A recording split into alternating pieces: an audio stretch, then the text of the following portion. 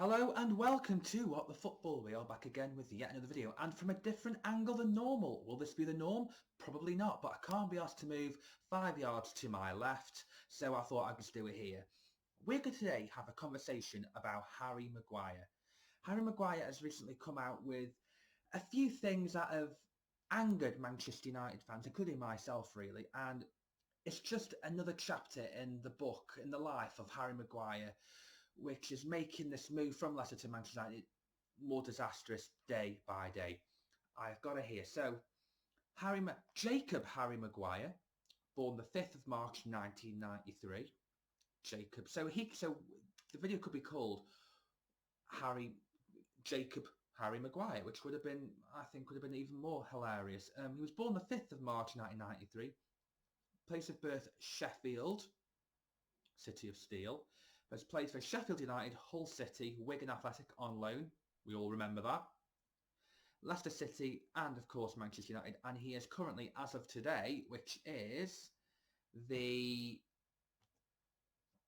22nd of the 9th, has played 46 times for England, scored 7 goals, albeit this is before an international game, so it probably will be 47 by the end of the weekend. So he has lived a dream, really, of playing for his boyhood club. He's got the move to a Premier League club, or a Championship club who eventually got promoted to the Premier League.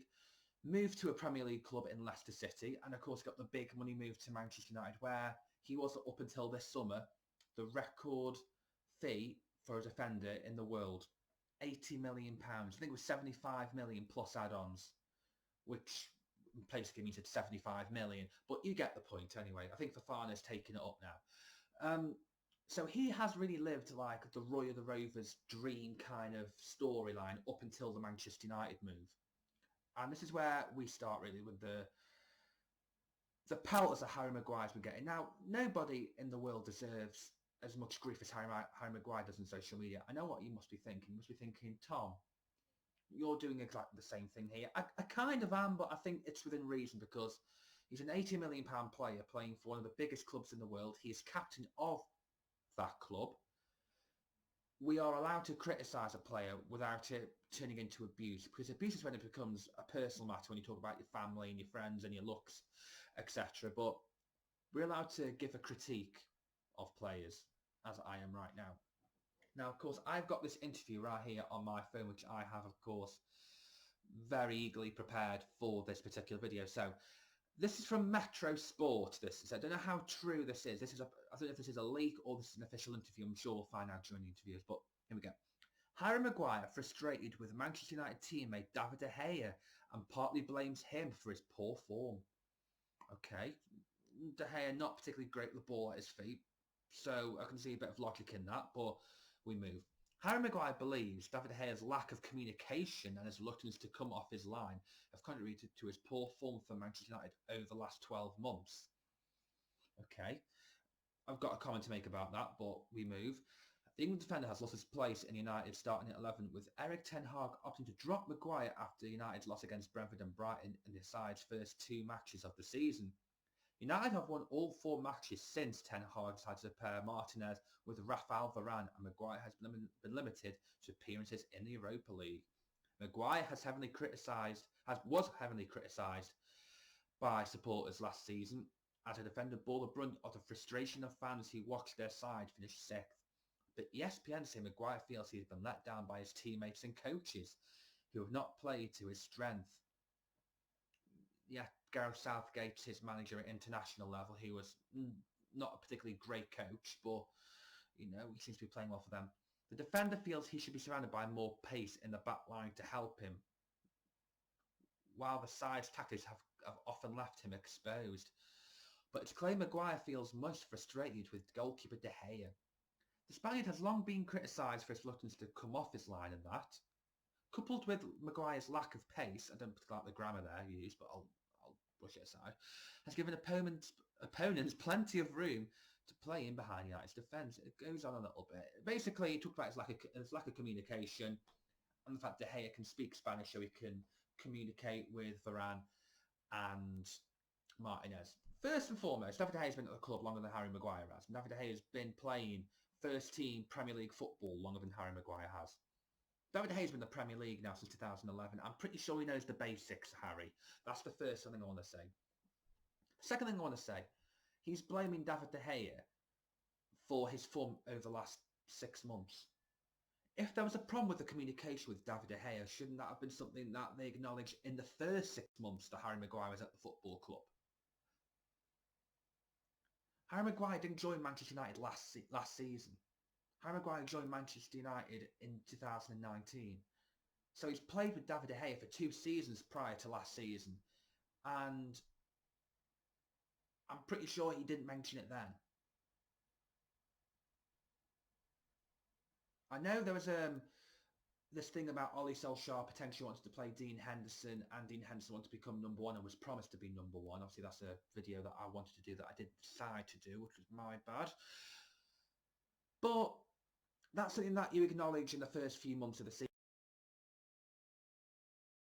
Over the season, David De Gea, who, without David De Gea, United would have been in a lot worse position last season. Let's just put that out there, because David De Gea basically saved Maguire's arse plenty of times. He isn't complaining about there's no pace in the back line. Rafael Varane had one of the best sprints per kilometre records in La Liga, I think, the season before, or something like that. So he's got pace. I just think this is yet another very entitled English player who believes they should be in a better position than what they actually are, coming out, passing off the blame game. And this is not the first time this happened to Maguire. This is a long-running thing with Harry Maguire. We all remember the Liverpool game, the 5-0 Liverpool game, especially Liverpool fans.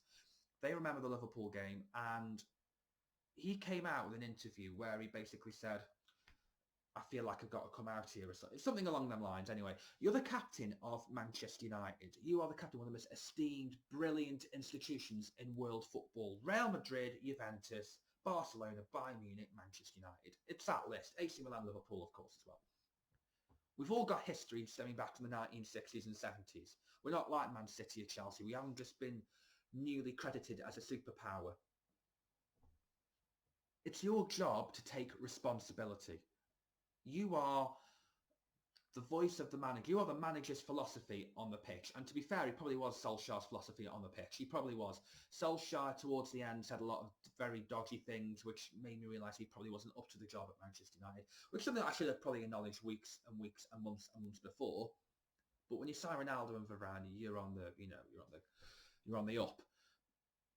So I just think this is yet again another example of Harry Maguire passing off the blame. Harry Maguire's mentality, his personality and his ability is not big enough to be a Manchester United player. It just simply isn't. We've seen this with a lot of players in the past. Join big clubs from very good clubs. Leicester are a very good club, and not be able to handle a much bigger team. Mark Bosnich is a great example of that at Manchester United. Maybe Ben Foster. Tim Howard is maybe an example. I'm looking at goalkeepers here.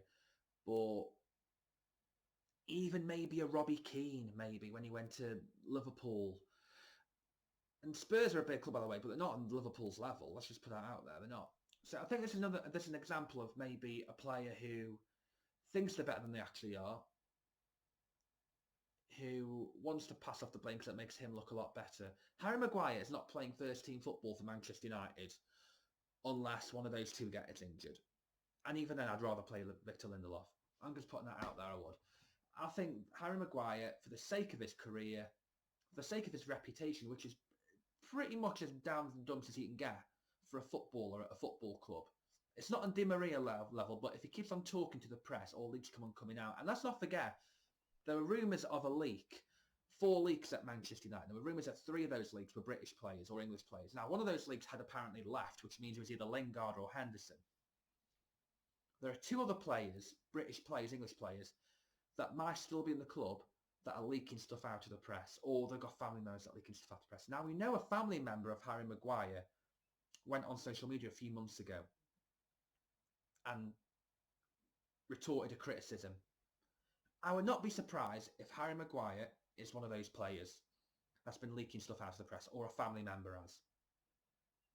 I'm not saying that's official. I'm not saying that that's my 100% view. I'm going for it, but I'm not saying that he did do it. I'm not saying that he didn't do it. And in that regard, I think for Harry Maguire's sake, for his football, I mean, will he play first team football? If it gets to the stage when he doesn't play football for Manchester United, which I don't think he will do in the foreseeable, and he doesn't get games for England, he will have to leave. So maybe the onus is on Gareth Southgate to help this guy's career. He should have dropped Harry Maguire from the World Cup, from this pre-World Cup squad. He will be in the World Cup squad in Qatar. There's absolutely no doubt about it. Him and Luke Shaw will be in there. Both players need to be dropped for the sake of their careers. And if Harry Maguire is as good as he thinks he is, he'll be back for 2024. That's all I'm going to say. A bit of an impromptu video, but I do enjoy them. Thank you so much for watching the video. I will be doing more content, more random content in the near future. If you like the video, put a like down there. I really appreciate it. Please subscribe to the channel. I need more views. I need some more subscribers. I need more interaction. Take care.